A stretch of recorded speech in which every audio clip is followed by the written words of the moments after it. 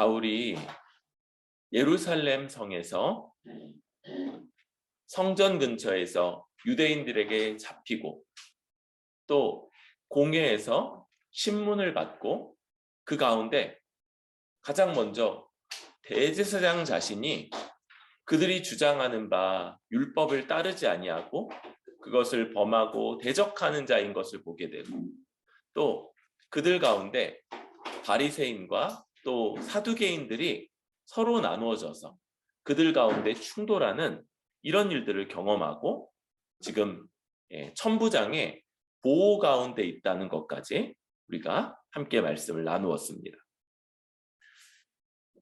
23장 12절부터 바울을 향한 하나의 계략 이야기가 나오죠. 유대인들이 한 무리를 짓고요. 맹세를 했어요. 그래서 바울을 죽이기 전에는 먹지도 아니하고 마시지도 아니하겠다. 하나님 앞에 맹세를 하는 거예요. 그리고 만약 바울을 죽이기 전에 내가 무엇을 먹거나 마시면 보통 맹세는 저주를 포함해요. 그래서 내가 그 맹세한 하나님께 모든 진노와 저주를 받아 죽을 것이다. 이렇게 맹세를 했을 것. 이런 무리들이 지금 몇 명이냐 보니까 40여 명, 40명이 넘어가는 사람들이 그렇게 동맹을 맺고 맹세하는 거. 우리가 이제 직장이라든지 학교든지 혹은 어떤 모임에서 이렇게 갈등을 겪는 일들이 있어요. 그리고 대부분은 어떤 문제라든가 어떤 일들보다는 그것을 같이 하게 되는 사람과의 갈등이 굉장히 힘들고 나하고 맞지 않는 사람 한 명만 있어도 굉장히 힘든데 더군다나 나를 이렇게 적대하는 사람이 한 명 있으면 정말 밤잠을 설칠 만큼 그게 너무 힘들 만큼 그렇게 막 어려운데 지금 우리 바울 선생님은 자기를 죽이겠노라고 그게 자기 삶의 목적이다 이렇게 하면서 맹세하는 사람이 40여 명이 있는 41명에서 49명까지 그런 사람들이 있는 이런 상황을 겪고 있는 것. 그리고 이들이 자기네들끼리 그렇게 하는 게 아니고 이제 대제사장들과 장로들에게 가서 자기들의 계획에 협조해달라고 요청을 하는 것. 이 대제사장들과 장로들 이들이 누구라고 그랬어요? 산헤드린 공회. 그래서 유대의 최고 의결기관, 재판기관이라고 그랬죠. 거기에 찾아가서 이들이 말하는 거예요. 자기들은 바울을 죽이기 전에는 아무것도 먹지 않기로 굳게 맹세했대. 먹는 것과 마시는 것을 다 대표적으로 얘기하는 것일 수도 있고 야, 물 안 마시고는 약간 힘들지 않냐? 그래서 나중에 조금 바꿨을지도 모르겠어.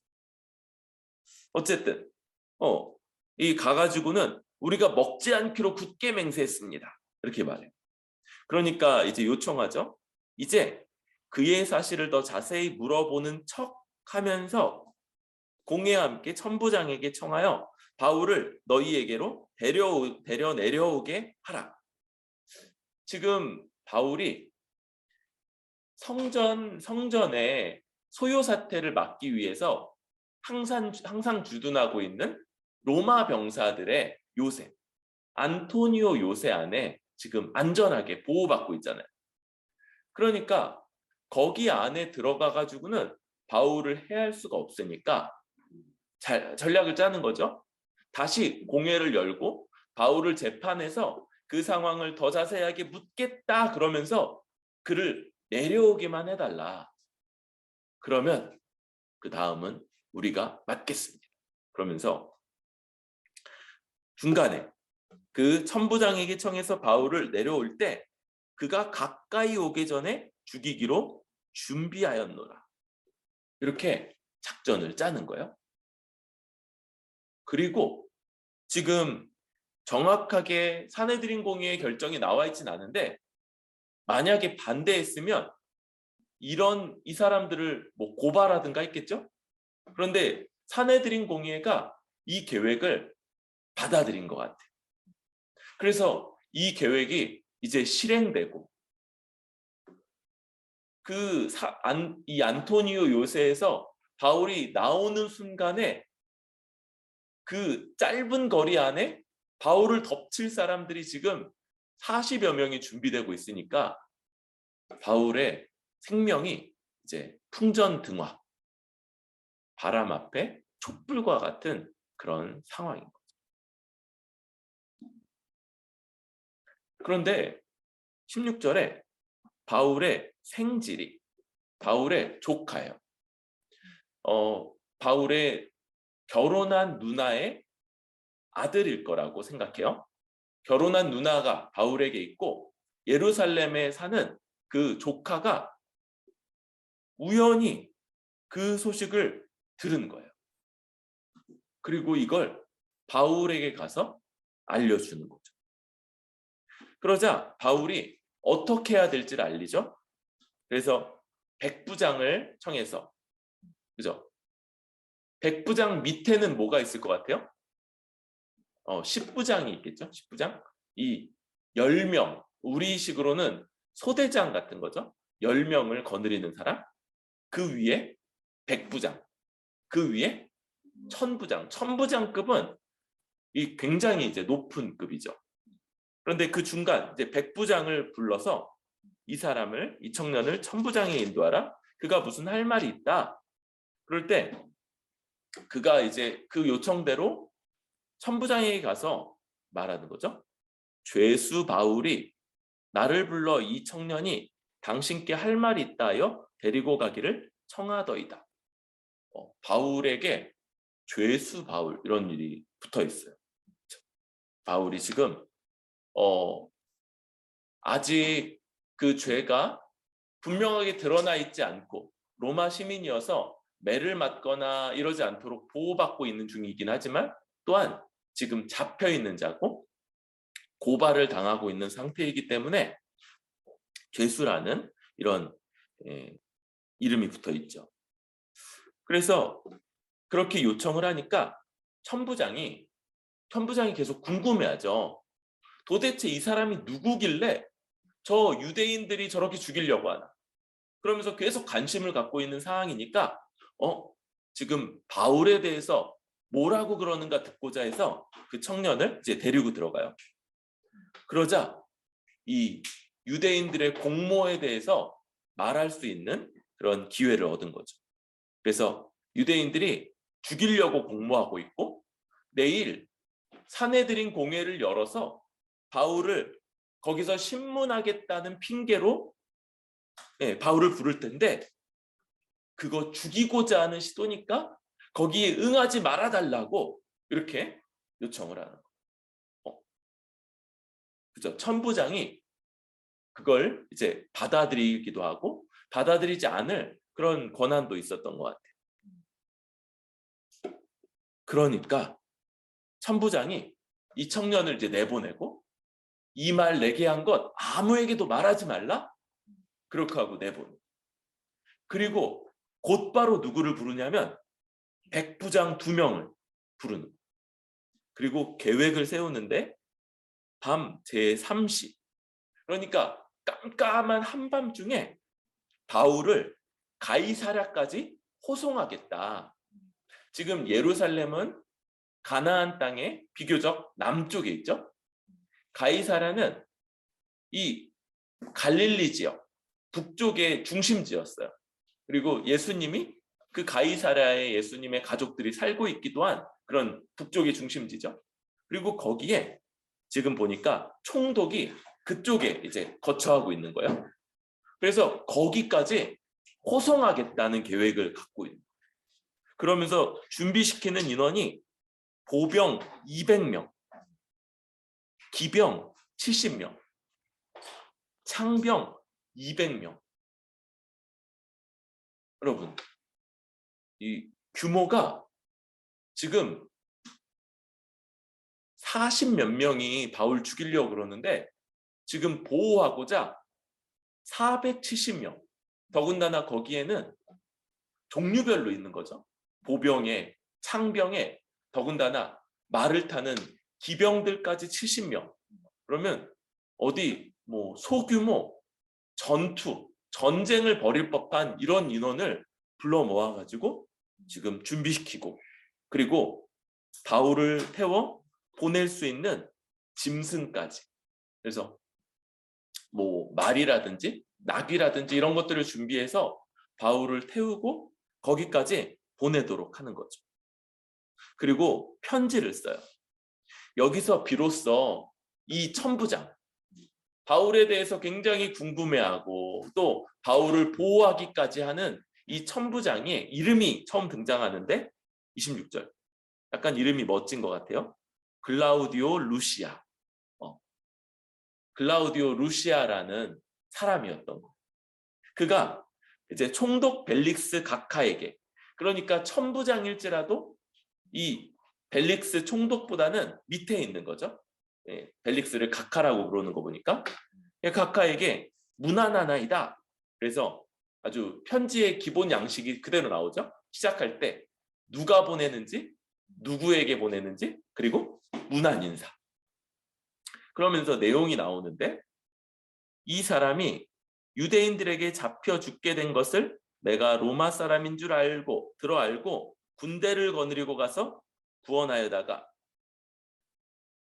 여러분, 이게 이제 약간 요약돼 있는데 또 어떤 면도 있냐면, 약간 자기가 굉장히 지금 그 사람을 군대를 이끌고 가서 구원했다 이렇게 나오는데 사실 또 정확하게 사실은 아니죠.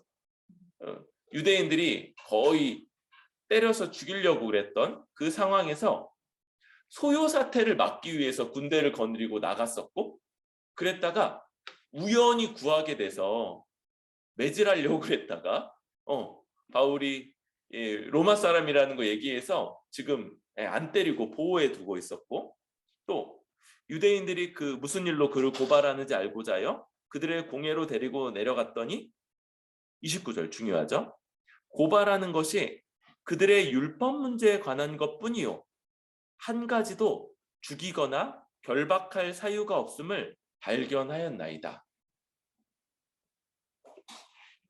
지금 이 천부장의 판단, 이 천부장이면 상당한 고위에 있는 사람이고 일종의 이런 것들의 이제 재판권을 가지고 있는 건데, 자기가 봤을 때, 자기가 알아본 바에 따라서는 율법에 대한 문제, 유대인 안에서의 그런 문제지 우리 로마법을 따라서 죽이거나 결박할 사유가 하나도 없다. 이게 본인의 지금 판단이고 의견이다 그러면서 이걸 보내고 있는 거예요.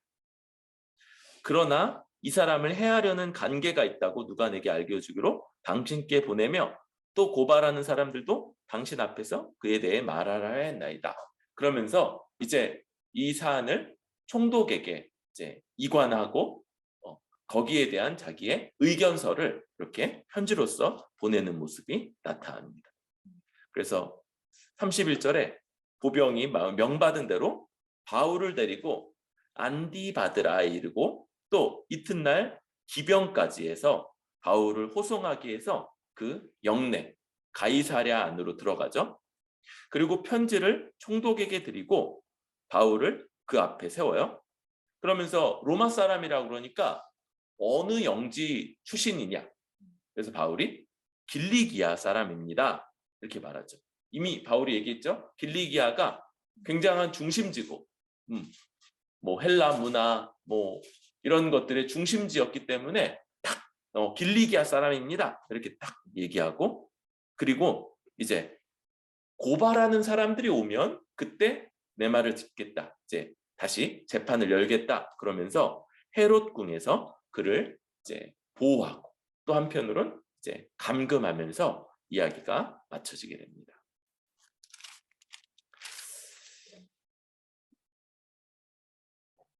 우리 이 상황 전체가 사실 지난 시간에 봤던 11절 한번 읽어볼까요? 빨간 글씨가 담대하라부터 시작하는데, 담대하라 시작.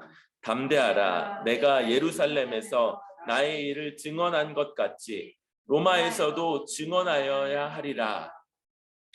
이게 주님이 바울의 밤에 바울 곁에 서서 명하셨던 바울을 향한 사명이고 바울을 향한 주의 뜻이었죠.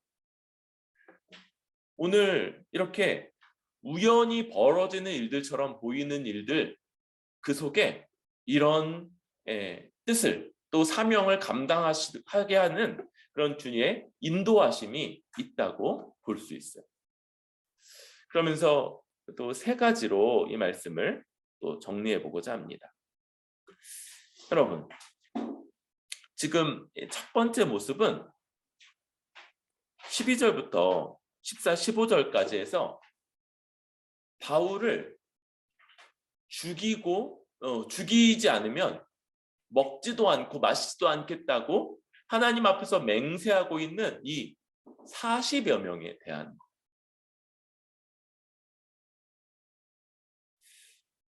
그리고 우리는 먼저 이 상황 자체가 이들이 하나님 앞에서 이것이 주의 뜻이라고 여기면서 맹세하고 있는 것이 아주 큰 착각이고 하나님의 뜻을 완전히 대적하고 있는 것인 것을 생각하게 돼요. 오히려 더 일반적인 원리가 뭡니까? 우리가 사경회 때 같이 나눴던 것처럼 주께서 인도하시기 때문에 악을 악으로 갚지 않는다. 이게 훨씬 더 일반적인 인도하심이죠. 우리를 향한 분명한 주의 뜻이에요. 이 문제를 놓고 우리가 좀 생각할 때 속고 속이는 세상이다. 우리의 감정이, 우리에게 익숙한 것들이, 우리의 어떤 판단들을 가지고 그게 주의 뜻이다 라고 생각하는 일이 아주 빈번하고, 여러분 주님 앞에 그저 우리의 감정대로 내가 누구를 향해서 좋아하는 마음을 가지니까 주님이 인도하시는 건가 보다. 혹은 누구를 향해서 이렇게 안 좋은 마음이 있어요. 그럴 때 저 사람에게 한마디 좀 세게 하라고 주님이 인도하시는 거. 여러분, 우리 감정을 이제 이해할 수 있죠? 좋아하는 마음 혹은 싫어하는 마음. 그런데 그것을 가지고 주의 뜻으로 연결시키는 데는 조심해야 됩니다. 아주 근본적인 질문 하나가 있을 수 있는데요. 의로운 분노가 있는가? 의로운 분노가 있습니까? 우리가 많이 분노하잖아요. 그죠?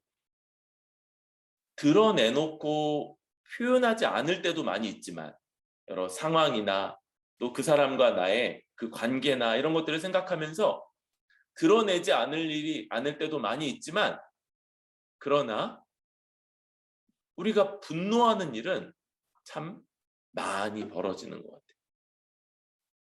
그럴 때 주의 뜻을 따라하는 의로운 분노가 있겠는가?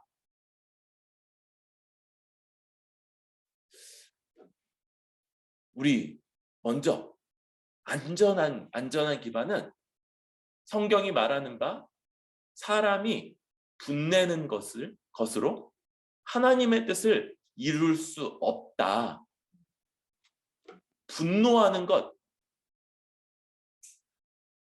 분노하고 이것을 다양한 방식으로 표현하죠.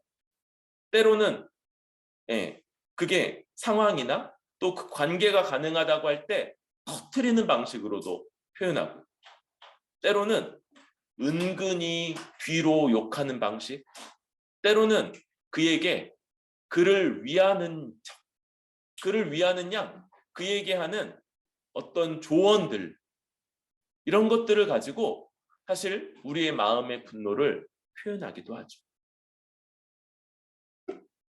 그런데 여러분, 우리는 우리 안의 분노를요, 잘 다루어내야 됩니다.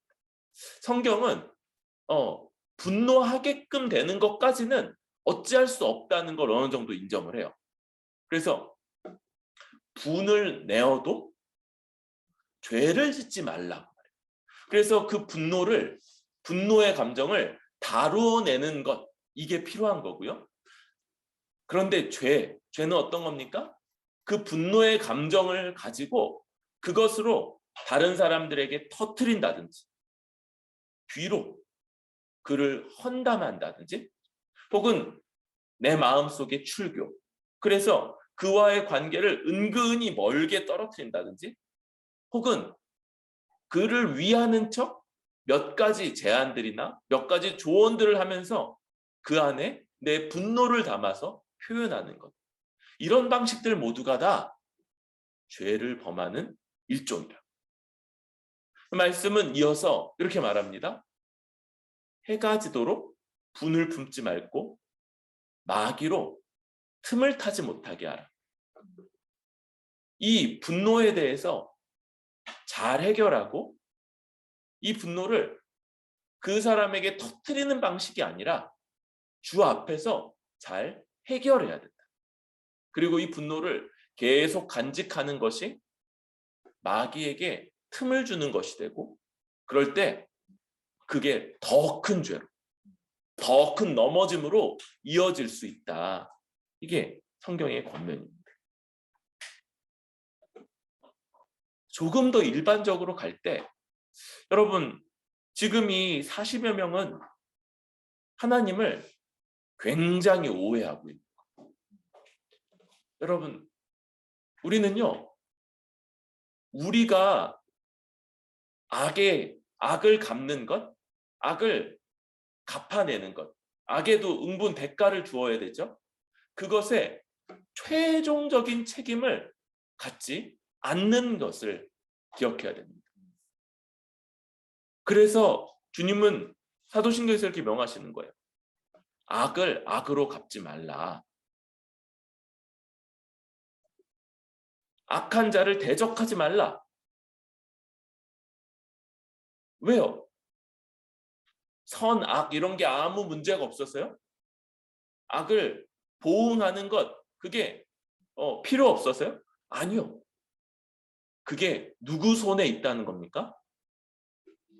하나님 손에 있다.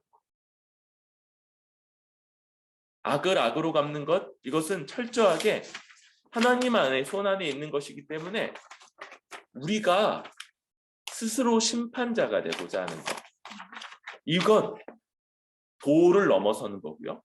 그것이 우리가 감당할 수 없는 문제이며, 또한 우리 죄짓게 되는 그런 요인이 된다는 것.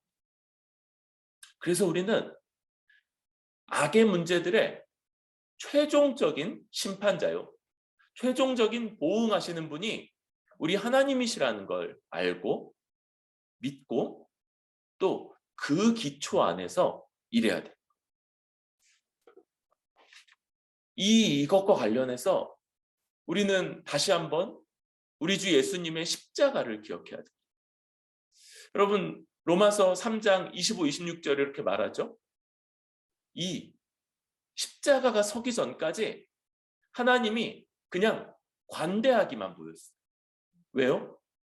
하나님을 대적하고 죄 짓는 자들을 하나하나 일일이 다 벌하지 않으시고 그냥 내버려뒀어요. 그런데 십자가가 뭘 보여줍니까? 하나님이 자기 아들일지라도 그냥 봐주지 않으시고 모든 진노와 저주와 형벌을 내리셔서 벌하시는 공의로운 분이시라는 게 십자가에서 명명백백하게 드러난 거예요.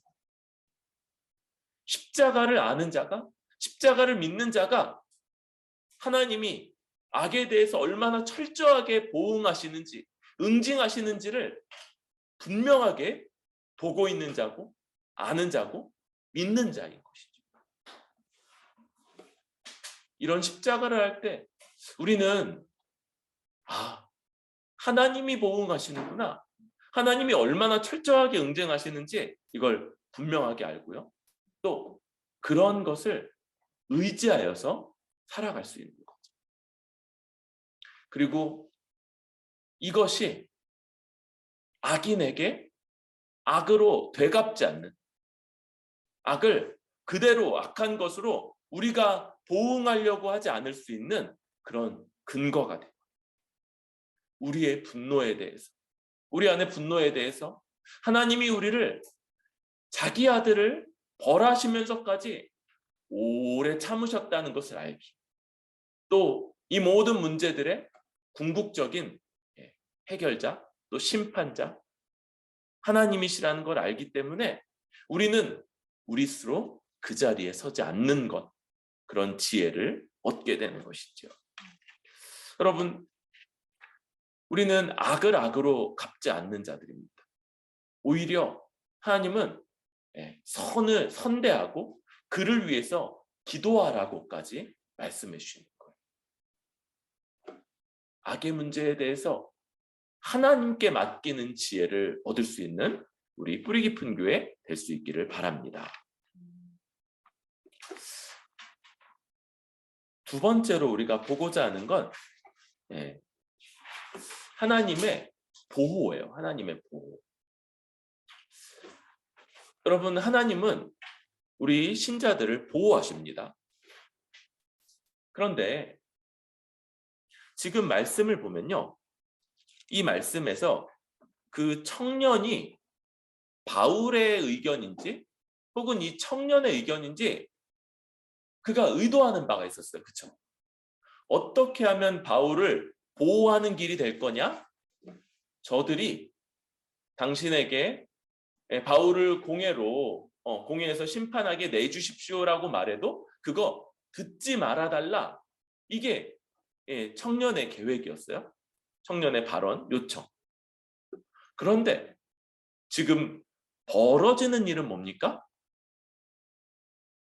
천부장이 천부장이니까 자기가 이끌 수 있는 병력이 1000명인 거죠. 그런데 그 중에 거의 절반, 여러분, 천부장은 할 일이 많아요. 지금 예루살렘에 모여든 저 수많은 인파들이 언제든지 소요 사태를 일으킬 수 있기 때문에 그런 것들을 막는 게 이 사람의 주된 책임이죠. 그런데 그런 책임을 맡은 자가 자기 병력의 거의 절반을 떼어서 죄수 1명을 가이사랴까지 호송하는 일을 하게 되는 거예요. 데리고 가는데 지금 보니까 한 이틀 정도의 시간이 걸리고요. 또 그 병력들이 복귀하는데 또 그 정도의 시간이 필요한 거죠.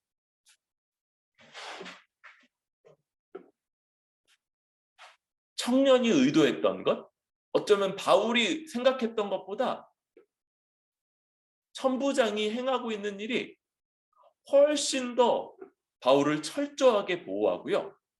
그러면서 이런 방식으로 일이 진행되어 가는 것들을 보게 되는 거예요.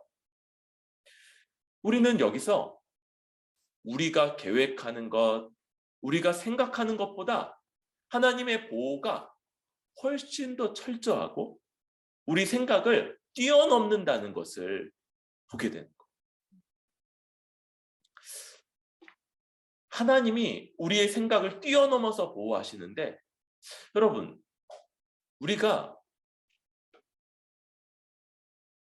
주기도에서 주께서 우리에게 기도하라고 명하셨는데 잘 인식하지 못하는 문제들이 있어요. 그게 뭐냐면 죄와 악한 자인데 사탄에게서부터의 보호. 여러분, 이거 놓고 매일매일 기도합니까? 우리가 죄 짓지 않도록 보호해달라.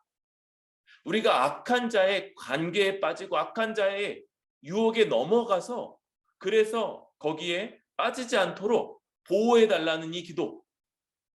여러분, 주기도를 통해서 매일 기도를 드릴지라도 이 부분을 정말 심혈을 기울여서 많은 시간을 들이면서 그렇게 기도하는 일이 별로 없어요. 그런데 이 문제가 하나님의 우리를 향한 보호 중에 굉장히 큰 부분입니다.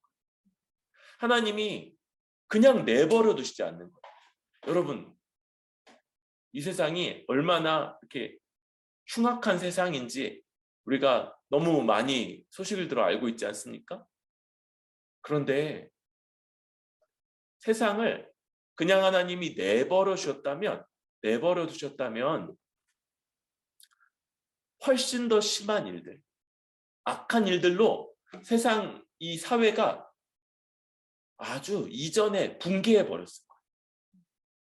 그런데 하나님이 여러 가지 방식들로 악을 제어하시고 사람들이 그들의 마음의 악함대로 행하지 못하도록 막고 계신 이 악에서부터 또 죄에서부터 사탄의 유혹에서부터 우리를 보호하시는 이 보호하심이 주님의 아주 놀라운 보호하심의 한 측면이고 우리가 구하지 않는데도 하나님이 우리에게 베푸시는 굉장히 큰 부분 중에 하나이고 주님이 주기도에서 우리에게 말씀해 주셨잖아요.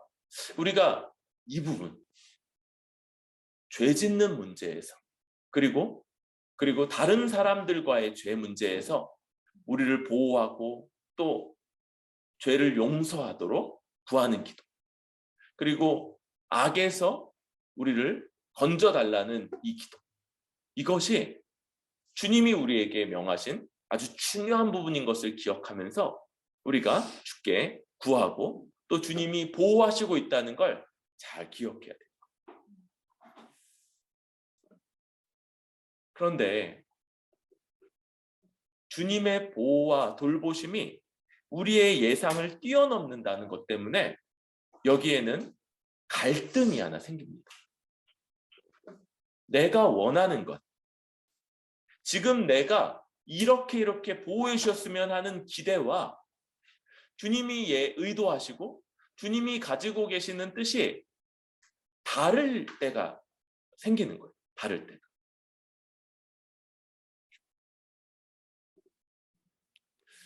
주님은 우리를 어떤 과정을 거치게 하면서 그 과정에서 때로는 박해도 받고 때로는 고난도 겪으면서 그 안에서 우리가 더 훈련되도록 하십니다.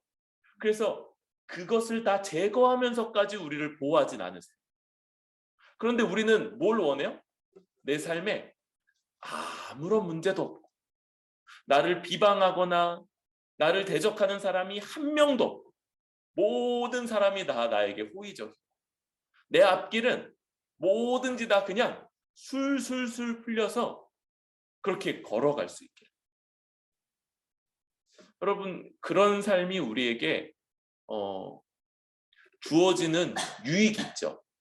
아니, 반대로 얘기하면 우리 삶이 그저 늘 가시밭길이만 하면 아주 버겁긴 할 거예요. 물론 주께서 우리에게 허락하시는 것 안에서 어떤 것도 우리의 유익을 위하지 않는 것이 없다는 걸 알기 때문에 그 길에서도 우리에게 주어지는 유익이 클 거지만 삶의 모든 영역이 다 가시밭길이 되도록 그렇게 저도 기도하지는 않아요. 그런데 이 반대 극단, 어떤 가시도 남아있지 않도록 제거해달라. 여러분, 우리 바울 선생님이 그렇게 3번 기도했잖아요. 자기 육체의 가시, 자기 몸을 괴롭히고 많은 사람들이 이게 바울의 이 사역을 아주 회방했을 거다. 그래서 간질이라고 그렇게 생각하는 분들이 많이 있어요. 다른 의견도 있는데 간질. 그런데 간질 어떤 겁니까? 이렇게 앞에 서서 설교하는 거. 그러다가 발작이 오면 눈이 돌아가고 그리고 입에 거품을 내면서 픽 쓰러져가지고 막 이렇게 떨고 있는 거예요. 당시 뭐 약이 있습니까? 이런 이해가 있습니까? 그러니까 그렇게 한참 그렇게 떨다가 이렇게 일어나면 사실은 이 발작 같은 게 멎어도 이렇게 몸이 정상이 아니죠. 근데 일어나가지고 이렇게 내가 어디까지 설교했죠? 그러면서 설교를 이어가. 이 참 듣는 사람들도 정말 네, 믿음이 필요한 그런 모습이겠죠. 바울이 그런 것 때문에 3번이나 가시가 제거되기를 구했는데 하나님이 그거에 응답하지 않는 거예요. 여러분, 우리 삶에 우리가 원하지 않는 일들, 어려움이나 갈등이나 환난의 문제, 이런 것들을 우리가 얼마든지 주께 기도할 수 있어요. 그러나 기도하면서도 여러분, 하나님이 그런 것들을 허락하시면서 우리 삶을 인도하실 거다. 그런 것들을 통해서도 우리 삶을 더 복되게 하실 거라는 이런 생각, 곧 주님의 돌보심과 보호하심이 모든 가시를 제거하는 방식이 아닐 수 있고, 바로 내가 기도한 그 문제가 딴 것들을 많이 제거해 주셨는데 그 중에 남기시는 하나일 수 있다는 생각을 할 수 있어요. 또 한 가지, 여러분, 이 주님의 보호하심과 돌보심을 우리가 인정할 때 염려증, 불안, 공포, 이런 것들이 우리에게 용납되어서는 안 되겠다. 이런 생각. 우리는 사실은 이제 이 성격적인 부분이 많이 있어요. 그래서 이제 이렇게 어떤 사안들을 놓고 근심하면서부터 이 문제를 다루어 가는 분들도 있고요. 반대로 이렇게 아주 옵티미즘.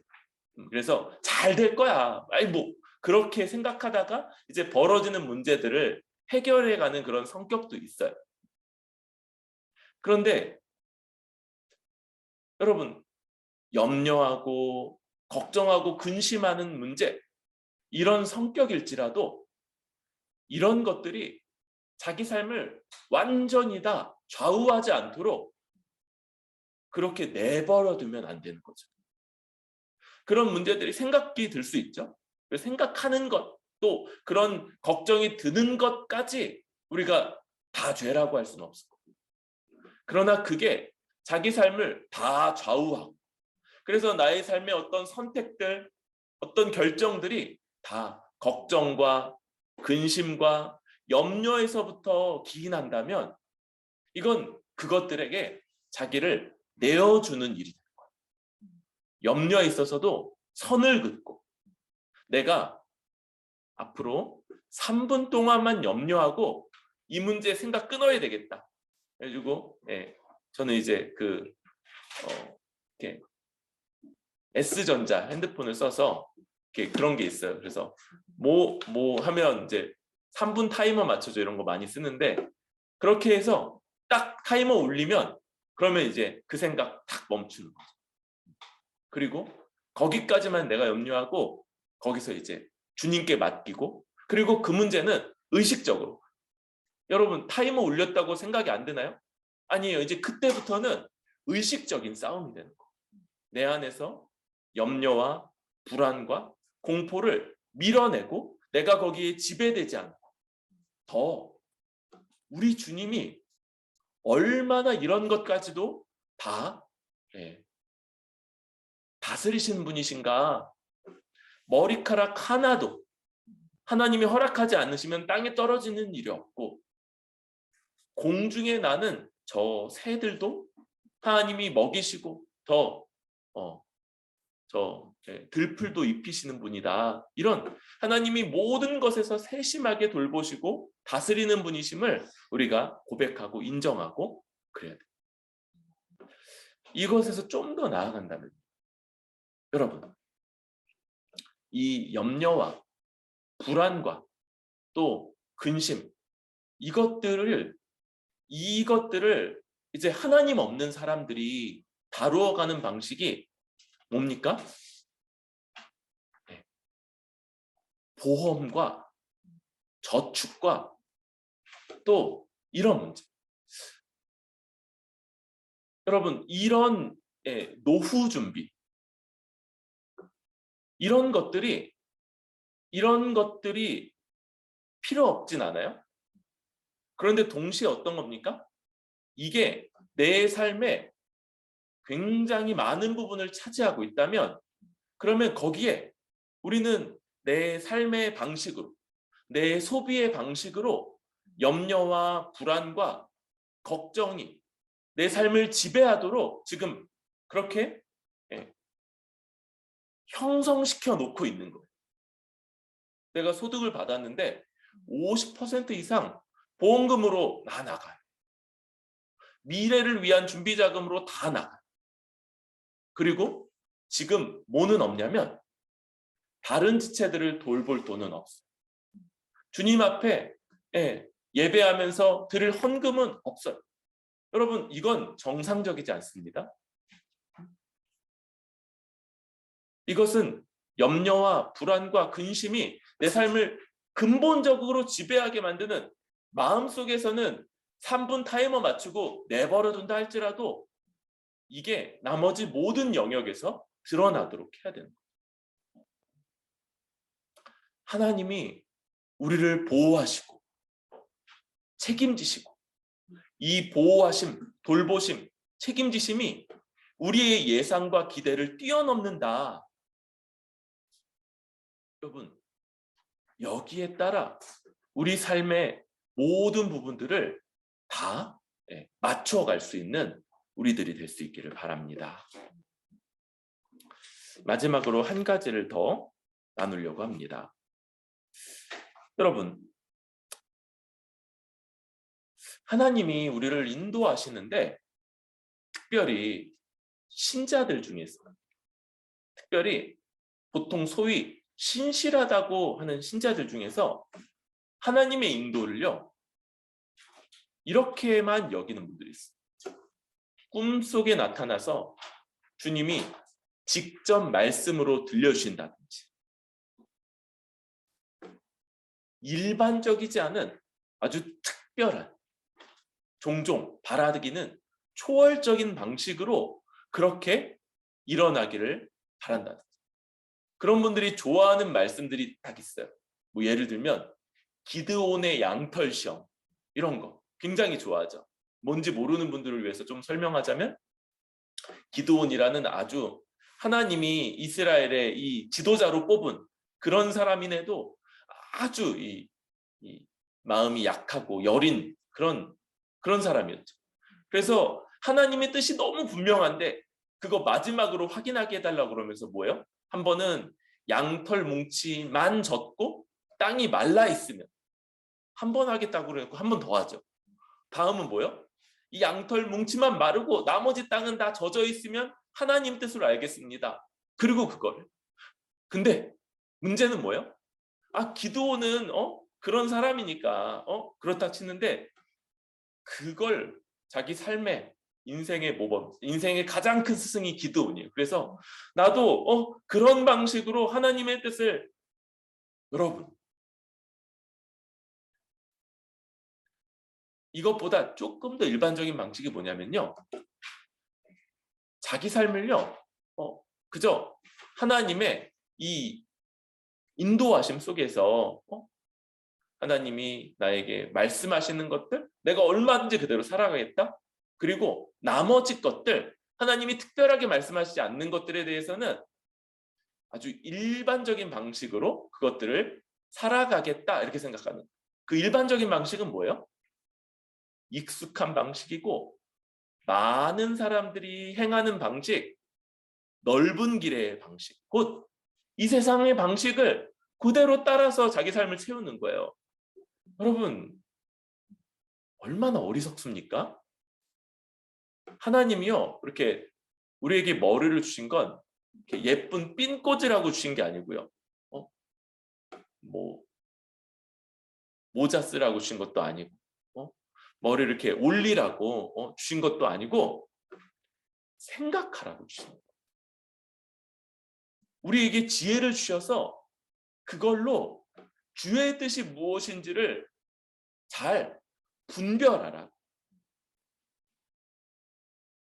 일반적인 말씀, 주일마다 우리에게 주시는 이 주의 뜻, 주의 말씀, 우리가 DBS를 통해서 스스로 읽는 말씀, 이것에 기초해서 무엇이 주의 뜻인지를 알고 행하라. 우리 EDL에서도 배우죠.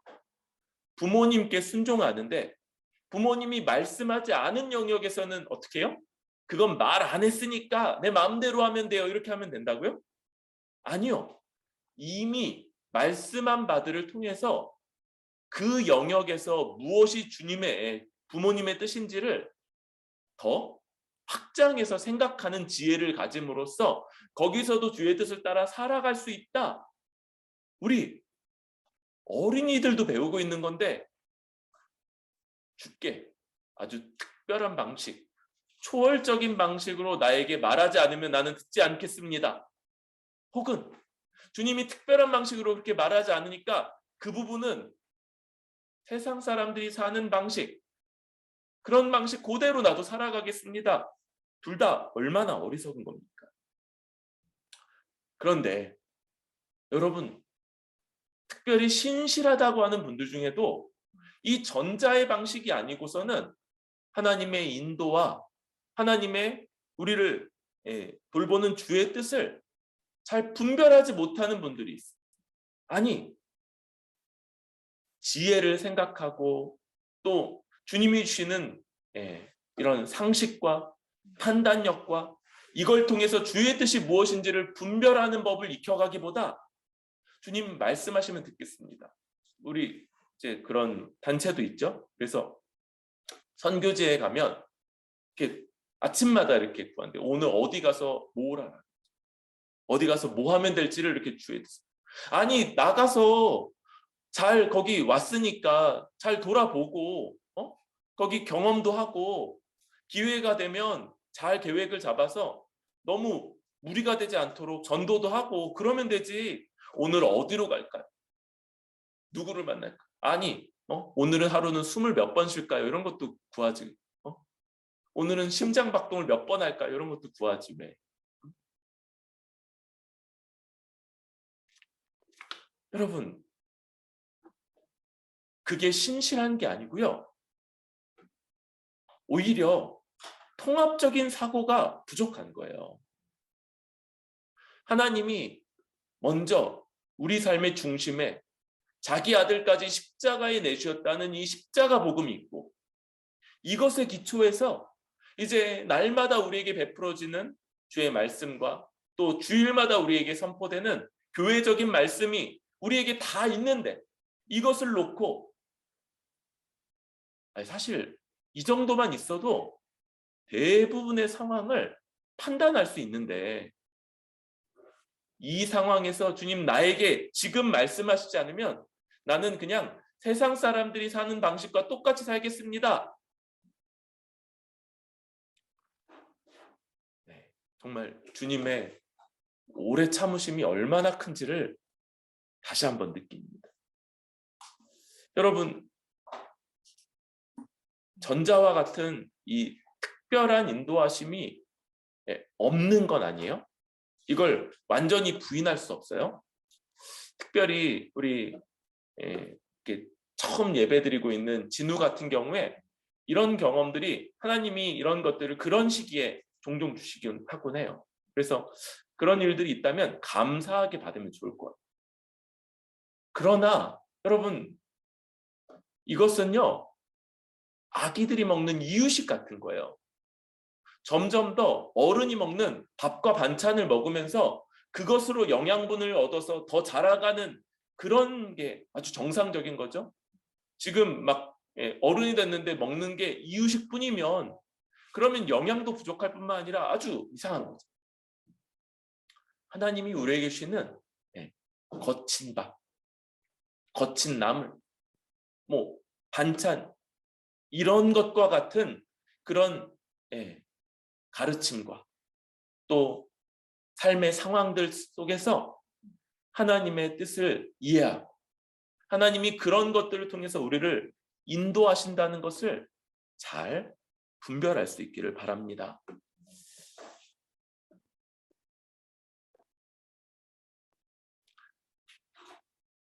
이제 우리 그 삶의 우리 여정 속에서 하나님이 이 특별한 방식으로 인도하신다는 것을 부정하는 것들이 한 가지 문제가 된다면 그런 방식으로만 우리를 인도하실 거라고 기대하는 걸 조심해야 되죠. 그래서 그것에 대해서 열어놓으면서도 하나님은 우리에게 아주 일반적인 방식으로 그래서 말씀을 듣고 생각하고 이해하고 그것에 비추어서 미루어서 판단하는 이런 방식으로 주의 뜻을 알게 하시고 그렇게 살게 하신다. 이것을 우리가 잘 붙잡고 주의 뜻 가운데 살아갈 수 있기를 바랍니다. 여러분, 오늘 주님이 우리를 인도하신다. 이게 전체 말씀의 주제였어요. 우리 이 한 해 주님이 우리를 인도하셨던 것들 대부분 아주 일반적인 방식으로 우리를 인도하셨고 때로는 고난을 통해서 어려움을 통해서도 우리를 인도하시며 유익하게 하셨다는 것들을 고백할 수 있고 또 한 해 주님이 우리를 온전히 보호하시고 돌보시며 우리에게 벌어지는 악이 그 완전히 우리를 쥐어 삼키지 못하도록 막으시고 그러나 우리가 또 그 악을 그대로 갚지 않도록 돌보신다는 것들을 기억하면서 또 새로운 한 해를 계획하고 주님 앞에서 또 살아갈 수 있는 우리 뿌리 깊은 교회 모든 지체들 되기를 소망합니다.